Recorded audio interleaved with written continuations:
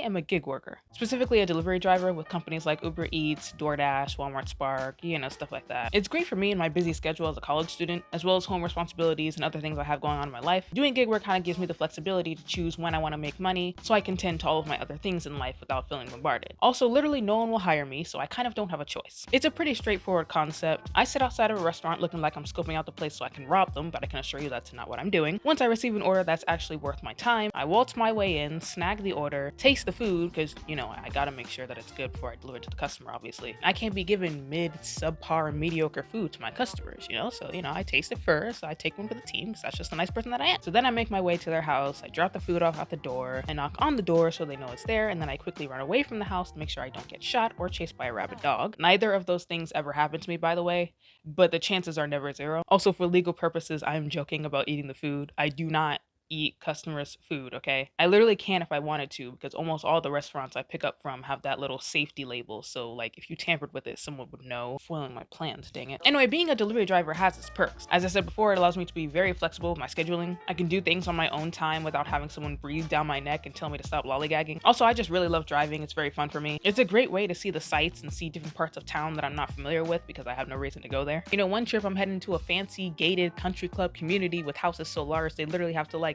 extend adjacent to itself like an L shape. I've seen mansions that are that big. For another trip, I'm heading to the hood with possible drug dealers and thugs ready to jump me. So it's an adventure every time. You never know what you're gonna get. But contrary to what some people may try to make it seem like, this job being all cupcakes and rainbows and wow, you can make so much good money in your free time and do it whenever you want. Yeah, it's not always that. Just like literally anything and everything, there are always downsides. For example, you could get stuck in traffic at the same light for 15 minutes for an order that really should have taken 5 minutes, especially if you live in a congested city like I do. Or sometimes you can be in the process of shopping for an order, but lo and behold, that person canceled the order without informing you about it. So you drove all the way to the store and started searching for items just to realize it was canceled and that you wasted 30 minutes for nothing. And it's not like you get compensated all that much for it. They give you like $2. Or what about when you need to deliver to an apartment complex, which is the absolute worst because then you have to take time going through the rat maze that is the apartment complex to begin with, because there's tons of different areas and you have to find the right building, except sometimes they're separated between odd and even numbers and you didn't realize that until you're already at the complete wrong apartment building. But that's only a problem that you can experience if you happen to get inside the complex in the first place, because most of the time these people who place these orders will completely forget that they are in a gated apartment, which means I, the driver, need a code in order to get into the complex to deliver their food, except the customer conveniently did not provide you with said code. And then when you try to call them, it goes straight to voicemail, and then when you try to text them through the app, they're not responding. So you just have to sit outside the community gates like a stalker, hoping that somebody who lives there will actually pull up and get through so you can follow them from behind, just so you can deliver a stupid Big Mac to your loyal and faithful customer.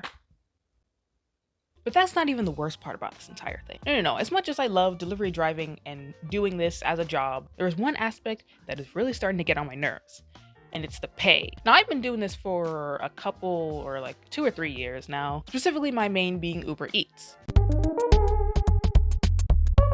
They tend to pay better, in my opinion, when it comes to my area. I know this varies from person to person, but in my area, they tend to pay better and also give more orders. And they're also a bit more flexible with their requirements and criteria. However, I can definitely attest to the fact that the pay is very different from what it used to be years ago when I did it. And other people are seeing this change as well. And it is not a change for the better. Now, I'm not saying that in the past, every order that you would get was perfect. And I'll give criteria just for context as to, what a good order looks like in a second. But in the past, it was a little bit easier to cherry pick orders that were actually worth our time, and most orders were pretty decent. You didn't have to wait too long to get a pretty okay order. But now, it's more common to get orders that make absolutely no sense than to get decent ones, and it's even harder to find ones that are actually good. Now, for anyone unfamiliar with the rules of the road, when you, as a delivery driver, gets an order that pops up on your screen, typically you want an order that pays $1 per mile. So if an order pops up that is 10 miles, you would want to be paid $10 for that order. That's the very bare minimum. That's just like the, okay, I'll do it if it's really slow and I have nothing else better to do right now. But honestly, you would rather getting something like $2 a mile. So if it was 10 miles, you would get $20. And ultimately, if you can get even more than that, that would be much better. You're trying to get more money for the least amount of mileage as you can get. Anything that's less than $1 per mile, or that's so low pay that it literally doesn't make sense to do it, like getting an order for $2, which is something I've gotten before, you normally try to stay away from orders that are like that. Except now, you literally can't do that anymore. 90% of the orders that I receive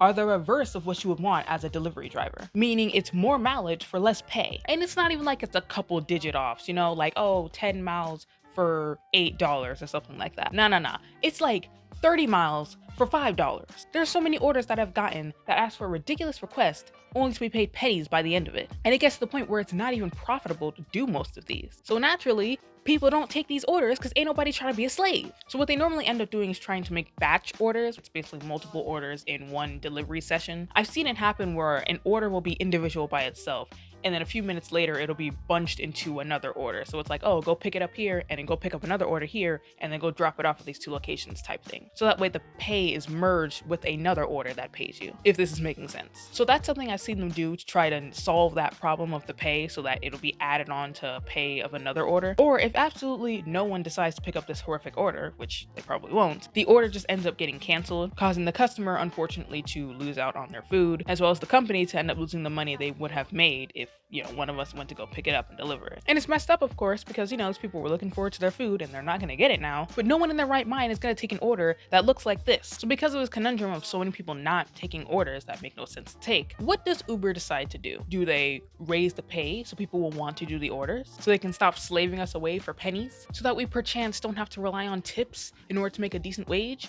More on that later? No.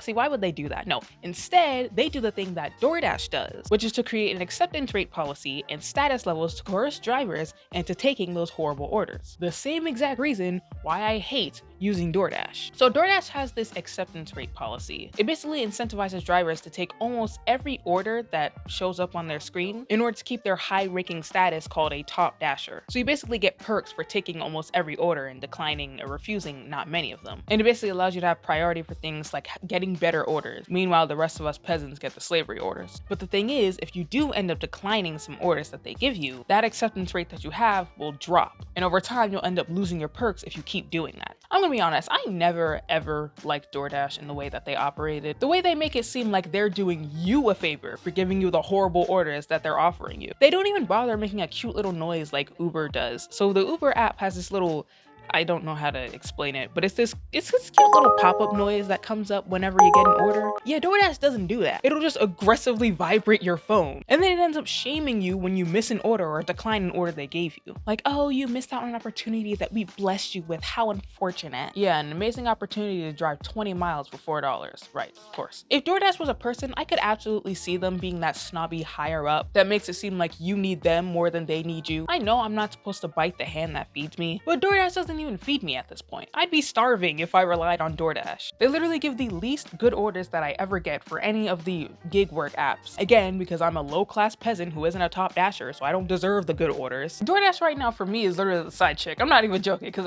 I really rarely use it. It's just there if I'm not getting anything good for Uber and Walmart Spark. But again, now that Uber is implementing this stupidness, it's gonna be even harder to use now. By making this acceptance rate policy, it basically forces a lot of us to take orders if we want good orders in the future. And no, of course, you're not actually forced to do it. You have a choice to decline them, which is what I end up doing. But it's basically trying to aggressively persuade people into doing this so that you get perks in the future. And these perks are exactly the same as you could have gotten before they did this whole acceptance rate policy thing. Like you could get free tuition for like an online college, language learning apps, like a Costco card or membership for a year or something like that. Or my personal favorite, one of the perks you get is premium support. Now, what do you mean premium support? Aren't I supposed to get that already? Why do I have to slave away before you give me the bare minimum of doing your job, of responding to my very critical questions in the heat of the moment when I'm trying to deliver an order and something goes wrong? I gotta get the low class support? Why don't we all get premium support? And it's really messed up too, because you have people who are vets on this platform. Like they've been doing this for years and they always have great service. They always deliver on time, always going the extra mile, always making customers happy. But now the app is just straight up gonna treat them like dirt. If they decide not to take an order, that'll literally have them waste a whole half-gallon of gas just to go deliver a Big Mac. It also just defeats the entire purpose of gig working to begin with. The point is to have flexibility and choose what you want to do with your time and how you want to make your money. Yet now you're basically trying to force us into taking every order that you give us just to have some status level. It's like that's not how this works. I'm supposed to choose what I want. I'm supposed to be able to figure out which ones are best for me for the time that I'm having when I want to be out. That's literally the point of this type of work, this contractor job work. It's supposed to be flexible and on my time with my decisions. I have the say so. Yet the company decides to do this and chooses not to pay you because they're too busy taking more of the profits for themselves. And then they leave the paying part to the customers. Now, I'm sure that a lot of you have seen those videos of delivery drivers acting like entitled little brats because people didn't tip them on their order. Now, I'm not condoning this behavior. However, okay, so obviously no one should be required to tip, okay? That literally defeats the purpose of a tip. If a tip is mandatory, it's not a tip. It's supposed to be an extra little gift to show appreciation for, you know, the people who went out of their way to complete a service for you, especially if they did like an extra good job or they went an extra mile just to make sure, you know, everything was really good. That's what ends up making it feel really nice and worth it. I love giving tips and getting tips. Now, of course, I'm biased because obviously I'm in, you know, the gig working space, but it's just that I love giving gifts in general. Gift giving is my love language. And I don't think there's anything wrong with the concepts of tip culture. Whenever I see those videos of people acting entitled for tips, you always have those people, like it's the same comments over and over again. They always go down there and go, in this country, they don't even do tips because it's seen as disrespect. Okay, are we in that country though? Where are we right now? Are we in that country? Okay then, so why are you bringing that up? Our customs are not supposed to be the same. That's what makes having different cultures so nice. There's plenty of things that are done in other countries that are considered disrespectful that we do here all the time. Should we adopt those too? You have to understand that just because there's something about something that doesn't seem to be working well, doesn't mean it has to be eradicated as a whole. It just means that something in the system is being corrupted and abused. I think the sentiment behind tipping is perfectly fine. Like I said, it's literally giving an extra gift, but it's the businesses who know this and will take advantage of this fact. They'll take advantage of people's kindness and then make it mandatory and guilt trip you if you don't end up tipping. All of this to say, the reason why a lot of these delivery drivers get mad when people don't leave tips is because the majority of the pay that you get when doing these jobs comes from tips. For a personal example, I once got this immaculate order for $30. It was one of the best orders I've ever seen or gotten in a while, because it was an order that was only like a 3 or 4 mile drive. And the reason for this was because it was a shopping order. Now, normally I don't like shopping orders. I normally try to stay away from those because, as I mentioned before in a previous video, I don't like shopping. It's really not my thing. Even if it's for other people and I have a clear list of what they need, it's just such a mundane and tedious task for me. I don't know. It's just not something that I typically enjoy, especially when I have to go all the way around the store to go get a bunch of things. However, this one was really good because everything was down the same exact aisle. It was literally all baby food, like baby food, baby products. Everything was literally in the same exact place. God was really looking out for me that day. So I was out of there maybe like 10, 15 minutes tops. Only had to drive 3 miles to deliver it, dropped it off, and boom, got my $30. So I went to go look at the order like I normally do because, you know, I just kind of like to look at how long I took and everything that went down with the pays and stuff like that. And this lady tipped me $23.94. So, you know, if you're calculating the math here, that means the base pay for that order was $5. Yeah, let me repeat that. The company that is giving me the work only paid me $5, and the customer paid the majority of that fare. Meaning if she did not tip me, I literally would not have made nearly as much money as I just did. And she gave me an extra tip too, which was nice and also very surprising. I don't understand why she did that. I don't really know what I did to get an extra tip. I don't know if it's because I did it so fast, because I did it like really fast because I was literally in the parking lot of the store. So it didn't take me long to go in, get the stuff and leave. But she really didn't have to. That was completely unexpected. So then it was like, dang, like I kind of felt bad because it's like, yeah, I just made some good money, but why did she pay me so much? Why is she the one literally paying my entire salary? That's not her job. A tip is supposed to be an extra bonus on the side. It's not supposed to be the bulk of the pay, and that is how a lot of my orders go. Most of my money comes from tips. The base pay is almost always less. If you look at the summary of my runs on some of the orders, you'll see it. They'll calculate it at the bottom and be like, all right, here's what you got in tips and here's what you got in your base pay. And almost always the tips is higher than the base pay. That's why delivery drivers get so pissed when you don't tip them. Again, this is not justified. I'm not saying that, you know, you have to. I'm just trying to explain now, this is where the anger is coming from. It's not just, I mean, yes, it's entitlement, but it's like, it's because this is literally what is paying our salary right now. So this is where a lot of this anger is coming from. But it should not be the customer's job to do this in the first place. Once again, no one should be required to tip at all. It's supposed to be a little bonus, a little gift if you feel like they deserve it. Which begs the question, where is all the money going then? Why is the base pay so low for some of these orders? Why, you ask? Because Uber is pocketing most of the money while we get the leftovers. There's absolutely no reason that the base pay should be so low for some of these orders, especially with what they're asking us to do. And it definitely should not be lower than the tip. That is not fair to the customers at all. That is not their job. Yet these corporations are making it their job so that they can pocket more of the money for themselves. And this, my friends, is what we like to call corporate greed. People taking advantage of us little people just because they know they can. And this isn't, of course, just the only instance of a company being greedy. We see this all the time. This was just one of the more personal experiences that I have been seeing over the past few years. But there are several examples that you can find of companies being greedy for absolutely no reason. For example, Nintendo. So Nintendo just came out with the Switch 2, as many of us already know, and Mario Kart, which is the newest game of interest for the Switch that just came out. It looks really cool, I'm not gonna lie, until you look at the price of the game, and then the price of the console, and then the accessories. and then literally everything else and how much it all adds up to, yeah, suddenly it doesn't look that fun. The amount of money that it takes for you to buy the Switch and everything else that you want and need to enjoy the Switch is insane. Especially because there's not that many big changes to the console that weren't already there for the first Switch. It pretty much does most of the same things that the Switch 1 did. It's just got a few updates to it. Nintendo is out here pulling an Apple. Now, there was a guy who made an entire video on this. I believe it was Murasaki Juice, but he made an entire deep dive video of how this is a complete scam just because of how ridiculously expensive everything is and how the price really just isn't even justifiable. And I'm honestly surprised that Nintendo didn't just send an entire SWAT team to his house yet because of the video. But yeah, it's a great watch if you want to see it and, you know, decide for yourself if you want to buy a Switch 2 or not. I mean, I know that a lot of you already bought it. I think they just broke a record for how fast and how many they were able to sell. And with that being said, I don't ever want to hear anything about anyone complaining about being in recession ever again. I don't want to hear it. Anyways, yeah, I'm not gonna go into too much detail about, you know, the prices about everything. You can go watch his video or just look at it on their site yourself. But again, here it's like they have no reason to price it as much as they're trying to justify why they price it so high. It really doesn't do much different from the last Switch. And even if they mark the prices down, it's not like they would be losing money, okay? I can assure you they make more than enough money to sustain themselves and make a profit, and they could easily lower their prices. They just don't because they know they're gonna have people buy it like crazy like everyone just did. So it's like, why would they even bother or try to make it more reasonable when people are still gonna buy it anyway? Or what about Duolingo and it's switched to using AI instead of people for like the translation and stuff? I mean, AI has not really been a huge favorite recently, especially with the ways that it can be used and the questionable things that people have been doing with it, which in my opinion is more of a user error rather than it being the entire thing being bad. But it's just like, why would you announce the elimination of your human workers for robots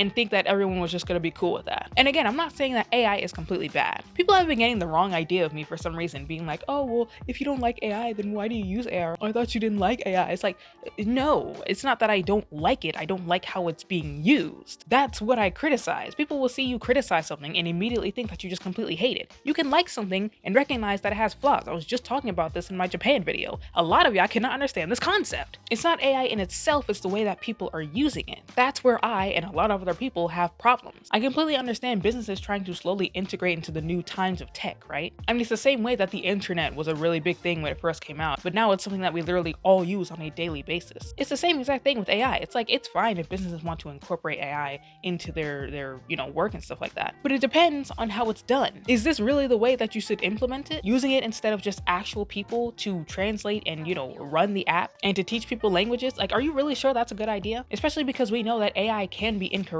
a lot of the time, and it can be inaccurate with the way that it's pulling information. Logically, it just doesn't seem like a really good idea, but of course they're trying to make more money and they don't have to pay robots. Another example that came to mind, I was watching a video from a YouTuber named David Achu, and he just made a really entertaining video of how fast food isn't cheap anymore like it's supposed to be. So he talked about McDonald's in particular and talked about how they changed the prices over time in order to accommodate for inflation. Okay, that's standard business regime, understandable, I get how that works. However, he ended up doing the math and explained that they raised the cost of the food much higher than what they really needed to accommodate for inflation. Either somebody in the back needs to get fired because they clearly don't know how to do the math they were hired to do, or they did it intentionally. So, you know, I wonder which one it is. But it's really not surprising and really unlikely for them to do that, because once again, businesses do it all the time because they know they can. People are still gonna go buy from McDonald's, so it's like, it doesn't matter to them. They know that they're always going to be able to make money, they're always going to have customers, and they're always going to make a profit. They do all these things not because they have to. They're not gonna go bankrupt if they lower their prices a little bit. Uber isn't gonna go bankrupt if they raise our base pay and just give us better orders. They just don't, because they know they can get away with it. And it's very disappointing and frustrating because the thing is, it can be fair. They can make their prices fair and be more ethical about their practices. It's just a whole lot easier not to. Arizona green tea is a perfect example of them not spiking their prices for no reason. Do you know how nice it is to be able to walk into a Kroger and know for a fact that you can get out with a tall, nice, ice-cold can of green tea for only 99 cents every single time you go in there? Sometimes they even mark it down to like 80 cents or 70 cents. That is amazing. That type of consistency is really nice. Now, I know certain stores will mark it up. Like, I know gas stations, for example, I've been to a gas station and they mark theirs up like crazy. So I think individual places still can mark their prices up on the tea. But for the most part, from what I've seen, if you go into a big supermarket chain like Walmart, Kroger, Publix, or Target or something like that, you'll find that most of the time it is 99 cents. But the point is, Arizona has not raised the prices of their little, 99-cent cans of tea since they started making the tea in the first place. And they're doing just fine last time I checked. The owner said it himself. When he was interviewed and people were asking, why didn't you start spiking up your prices like all their businesses? Why aren't you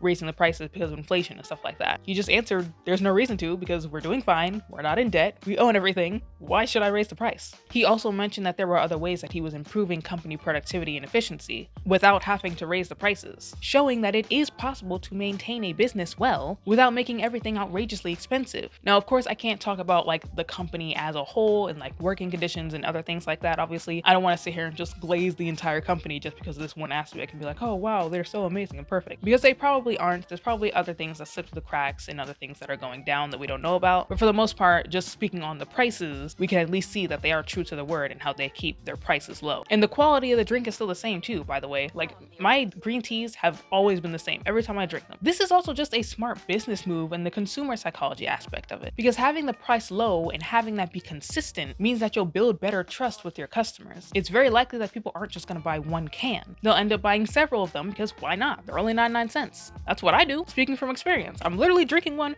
right now as we speak.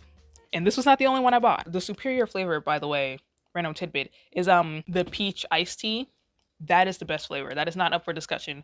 I don't want to hear anything else about it. But this means that you basically create returning and lifelong customers, because they know the price is always going to stay the same. They know that they can go into a store and always get this can of tea for 99 cents. This is my go-to drink. That's how they make their money back. It's a very common business practice that you'll see be done with a lot of businesses. And one of the really fascinating ones to me, because it taps into brand loyalty and stuff like that. Anyways, I'm not going to get too much into it, but the point is, there is a better way, and it is possible. I think one of the biggest lies that we've been told about business is that it always has to be ruthless and unfair. Oh, that's just how business has to be, right? There'll be times where I'll watch certain videos, whether it's criticizing certain businesses or talking about certain business practices, and you'll have people in the comments going, well, that's just how businesses work. I mean, what do you expect them to do? Or my personal favorite, oh, well, do you want them to be a charity? How are they supposed to make money then? No, I just don't want them to rob me. Is that too much to ask for? People will be so fast to defend these corporations too, as if they're literally not being put at a disadvantage as a result of the decisions of these businesses. It doesn't make any sense. People will literally fight tooth and nail to defend these businesses and stuff like that. And it's like, why? Like, what? Are they paying you or something?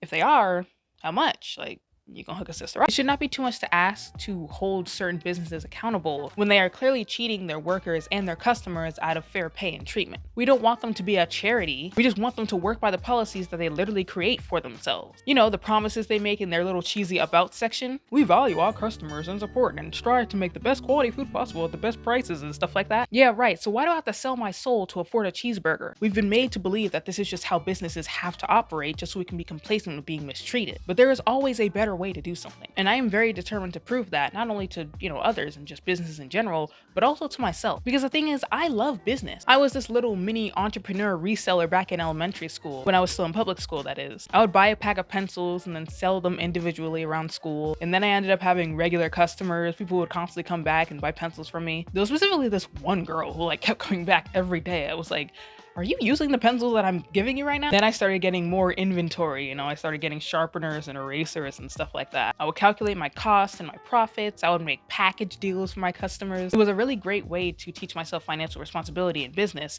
And also it was just fun. I really enjoyed it, and other kids enjoyed it too. They were excited to see what I had in stock and what kind of deals I had for them on every day. Then eventually I got to the point where I started selling little crafts that I made and stuff. And now I found a really big love and interest in consumer psychology and marketing. And this is kind of something that I want to pursue now. But after a while, I ended up kind of getting discouraged when I realized I wanted to go into business, because I was under the impression that the whole industry was just inherently corrupt. Deceptive marketing tactics, ridiculous pricing, unfair treatment of workers and customers. I began to wonder if this was something that I truly wanted to be a part of. But then I realized it was the practices themselves that was being used to abuse the system, and the people that were a part of that system that was the issue. You can reasonably price things and still make a profit without having to spike up prices so high that people can't afford to eat. You can do business without being greedy. Will it always be easy? No, but it's not supposed to be. If you're going into the business of business because you think it's just supposed to be easy, then you need to choose another career path, because the better way to do it is most likely going to be the harder way to do it. And if you don't like hard work, you don't need to be here. And I know that this bleeds into the conversation of economics and government and socialism versus capitalism and stuff like that. And I've mentioned this before, but I am not nearly educated enough on these topics in order to very confidently make a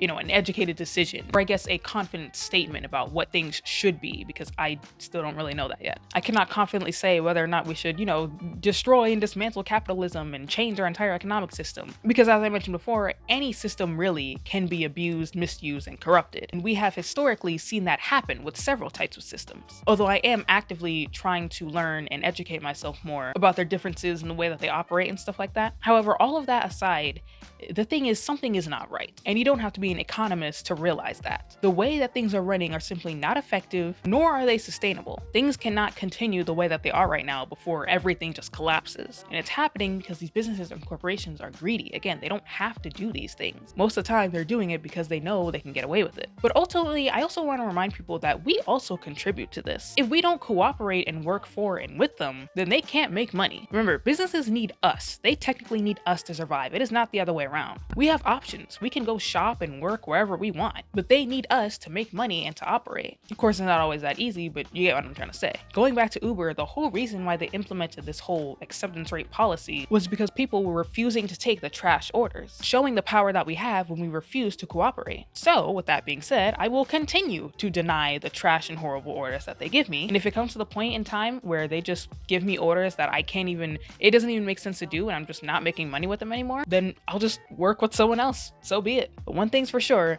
is that there is no way you're going to coerce me to drive 20 miles for $2, okay? My ancestors did not fight against slavery so that I can willingly become a slave. You have power too. You have the power to say no. You have the power not to cooperate. And if we don't cooperate, they don't make money. At some point, they'll have no choice but to realize that their greed is going to be the death of them. And we just have to make sure that we work so that they can eventually realize that. So with that being said, that is all for today. I think this video is going to be a little bit longer than normal. For all of the possible Uber, DoorDashers, all the gig workers here, tell me, is it really worth it becoming top dasher, or now with Uber becoming a top Uber, whatever they call it? Is it really worth it? Because I want to hear you guys' opinion. Because like I said, I was always under the impression that it really wasn't that much better. Like, you don't really get much better orders when you're up there. But I'm curious to know. I mean, if you are a top dasher or something of the like, is it really better? Is it really worth it? How do you maintain your status? Are you really taking, horrible orders that make no sense? I'm curious to know what you have to say. And as for everybody else, as usual, feel free to leave your comments down below. That is all for today. So thank you so much for watching, and I will see you in the next video. Bye.